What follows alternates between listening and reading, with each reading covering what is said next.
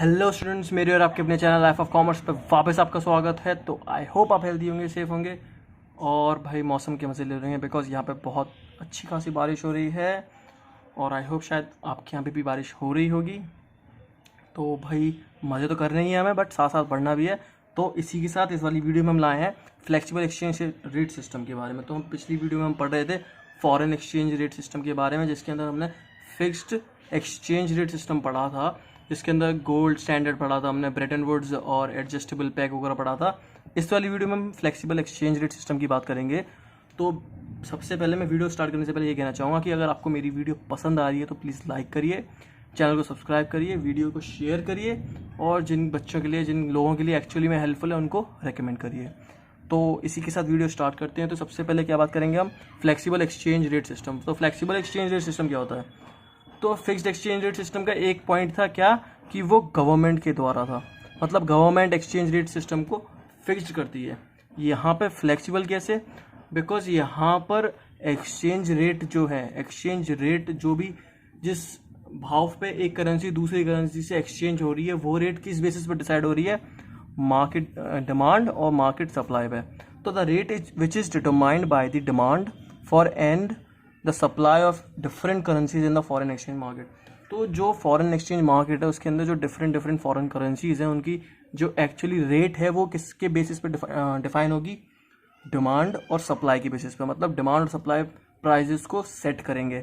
तो आपने 11th में माइक्रो पढ़ी होगी, तो आपने देखा होगा, चैप्टर पढ़ा होगा कि मार्केट इक्विलिब्रियम कैसे बनता है और डिमांड और सप्लाई के थ्रू। तो वैसे ही है यहाँ पे, डिमांड और सप्लाई के थ्रू क्या होगी? एक फॉरेन करेंसी की प्राइस, एक्चुअल प्राइस सेट होगी जो मार्केट में चलेगी। तो इसका मेरिट क्या होता है? No need for government to hold any reserve. तो इसका मतलब क्या है कि गवर्नमेंट को कोई रिजर्व नहीं होल्ड करना पड़ता।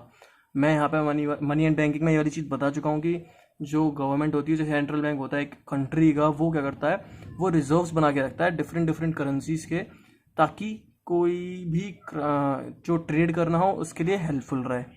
तो गवर्नमेंट क्या है, रिजर्व बना के रखनी नहीं पड़ती गवर्नमेंट को अलग अलग करेंसीज का। अगर क्या होगा, फ्लेक्सिबल एक्सचेंज रेट सिस्टम होगा, मतलब डिमांड और सप्लाई की बेसिस पे उनकी रेट्स फिक्स्ड होंगी। तो अब दूसरा क्या है, eliminates under valuation over valuation of any currency. तो अब किस बेसिस पे वो हो रही है डिफाइन प्राइजेस? डिमांड और सप्लाई के बेसिस पे। तो अब ये हम मैनिपुलेट नहीं कर सकते, गवर्नमेंट मैनिपुलेट नहीं कर सकती किस करेंसी की प्राइस बढ़नी चाहिए, किस करेंसी की प्राइस घटनी चाहिए, कौन सी करेंसी ओवर वैल्यूएटेड होना चाहिए और कौन सी करेंसी अंडर वैल्यूएटेड। तो ये सब चीज़ गवर्नमेंट नहीं कर पाती, इसीलिए इसके चांसेस कम हो जाते हैं, बिल्कुल ख़त्म हो जाते हैं। तो it promotes venture capital in the form of foreign exchange. मतलब ये जो कैपिटल वगैरह होती है ना, जो फॉरेन करेंसीज में यूज़ करी जाती है, फॉरेन कंपनीज वगैरह में यूज़ करी जाती हैं, तो इसके थ्रू, फॉरेन एक्सचेंजेस के थ्रू क्या होता है, कैपिटल को कंपनी में लगाना प्रमोट किया जाता है। देख रहे हैं कि हम की फ़ायदा हो रहा है, इस वाली फॉरेन करेंसी में फ़ायदा हो रहा है। क्यों? बिकॉज कंपनी, जो एक कंट्री की कंपनीज वगैरह हैं, जो भी ट्रेड हो रहा है वो अच्छे से हो रहा है, इसी की वजह से क्या हो रहा है, करेंसी पर फ़ायदा हो रहा है। तो आप उस कंपनी की उस कंट्री की कंपनीज पर क्या करना चाहेंगे? पैसा लगाना चाहेंगे, जिसकी वजह से क्या होगा, आफ्टर ऑल वेंचर कैपिटल बढ़ेगा, प्रमोट किया जाएगा। अब it enhances efficiencies in resource allocation. Efficiency कैसे बढ़ाता है? अगर आपको पता है कि कौन सी कंट्री अच्छा कर रही है, कौन सी करेंसी अच्छा कर रही है, तो आप उसी में लगाने की कोशिश करेंगे। तो फ्लेक्सिबल एक्सचेंज रेट सिस्टम के थ्रू हमें पता चलता है कि कौन सी करेंसी एक्चुअली में अच्छा कर रही है, जिसके थ्रू हम क्या करेंगे, उस कंट्री की जो कंपनीज वगैरह होंगी, उस कंट्री में जो ट्रेड हो रहा होगा, उसके अंदर पैसा लगा सकते हैं, उसके अंदर अपना रिसोर्स पे कर सकते हैं, एलोकेट कर सकते हैं। तो आई होप मेरिट समझ में आ गए हो आपको। अब हम बात करेंगे demerits of flexible exchange rate system. तो डीमेरिट क्या है? सबसे पहला, it creates a situation of market instability. मतलब यहाँ पे मार्केट इनस्टेबल रहता है, स्टेबिलिटी नहीं रहती, मतलब कभी भी बढ़ेगा, कभी भी घटेगा, कभी भी बढ़ेगा, कभी भी घटेगा, ऐसे करके क्या होता है, चेंज होता रहता है, काफ़ी फ्लक्चुएशंस आती हैं। ड्यू टू क्यों? क्योंकि प्राइस किसके अकॉर्डिंगली सेट हो रही है? डिमांड और सप्लाई के अकॉर्डिंगली। मैं वीडियो के बीच में ये बोलना चाहता हूँ कि अगर कोई डिस्ट्रैक्शन आए ये बादल के साउंड वगैरह से, तो आई एम सो सॉरी, माफ़ करिएगा। अगर ज़्यादा तेज आए तो आप मुझे कमेंट बॉक्स में बताइएगा, नेक्स्ट टाइम मैं कोशिश करूँगा कि ऐसी डिस्ट्रैक्शंस नहीं आ पाएँ। तो सेकंड डिमेरिट क्या है? International trade and investment is discouraged due to the uncertainty caused by currency fluctuation. तो एक बात बताऊँ, अब मानिए अगर आप कोई बाहर की कंट्री से सामान ले रहे हैं, काफ़ी सारा सामान ले रहे हैं, ओके, और आपको पैसा देना है, तो एक सिचुएशन तो ये हो सकती है कि आपको पैसा ज़्यादा देना पड़ जाए, बिकॉज आपकी जो करेंसी की वैल्यू है वो कम हो गई है उस करेंसी की वैल्यू के अकॉर्डिंगली, तो आपको पैसा ज़्यादा देना पड़ जाएगा। सामान आपको उतना ही मिलेगा बट आपको पैसा ज़्यादा देना पड़ जाएगा। क्यों? क्योंकि जो फॉरेन एक्सचेंज रेट है उनमें चेंज आ गया है due to demand and supply. और एक सिचुएशन ये हो सकती है कि आपको फ़ायदा हो जाए, आपको पैसा कम देना पड़े, आपकी करेंसी की वैल्यू उस वाली करेंसी के अकॉर्डिंगली स्ट्रॉन्ग हो जाए, जिसकी वजह से आपको फ़ायदा हो सकता है। तो यहाँ पे 50-50% चांसेस रहते हैं फ़ायदे के और प्रॉफिट के, फ़ायदे के और नुकसान के। तो काफ़ी लोग डिस्करेज हो जाते हैं कि इन्वेस्टमेंट करने के लिए बाहर जैसी कंट्रीज़ में इन्वेस्टमेंट करने के लिए या फिर बाहर कोई ट्रेड करने के लिए इंटरनेशनल, तो काफ़ी लोग डिस्करेज हो जाते हैं ड्यू टू दिस कि हाँ हमें नुकसान हो सकता है। 50% चांस है नुकसान का कि हमें इस वाले के अकॉर्डिंगली नुकसान हो जाए, कोई फ़ायदा एक्स्ट्रा नहीं हो, तो इसीलिए क्या होते हैं लोग डिस्करेज हो जाते हैं। तो अब हम बात करें, इट एनकरेजेस स्पेकुलेशन। स्पेकुलेशन मतलब क्या है कि सट्टाबाजी होती है, नॉर्मल बेसिक सी भाषा सट्टेबाजी। तो स्पेकुलेशन को क्या करता है, प्रमोट करता है एक तरह से, बिकॉज यहाँ पे कोई चीज़ फिक्स्ड नहीं है। अब सट्टेबाजों को भाई जो सट्टेबाजी होती है उसके अकॉर्डिंगली मेरे ख्याल से कोई चीज़ फिक्स तो होती नहीं है उसके अंदर।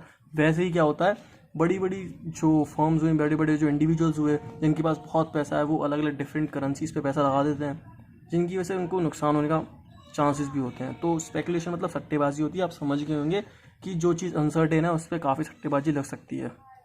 तो अब हम बात करेंगे मैनेज फ्लोटिंग। मैनेज फ्लोटिंग क्या होता है, इस चैप्टर की one of the most important thing है मैनेज फ्लोटिंग।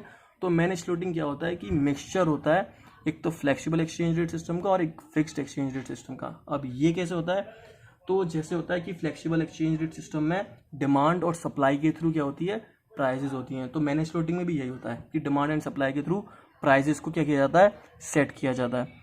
बट इसमें एक और चीज़ क्या है कि यहाँ पे गवर्नमेंट भी इंटरवीन करती है अगर ज़्यादा फ्लक्चुएशंस आए।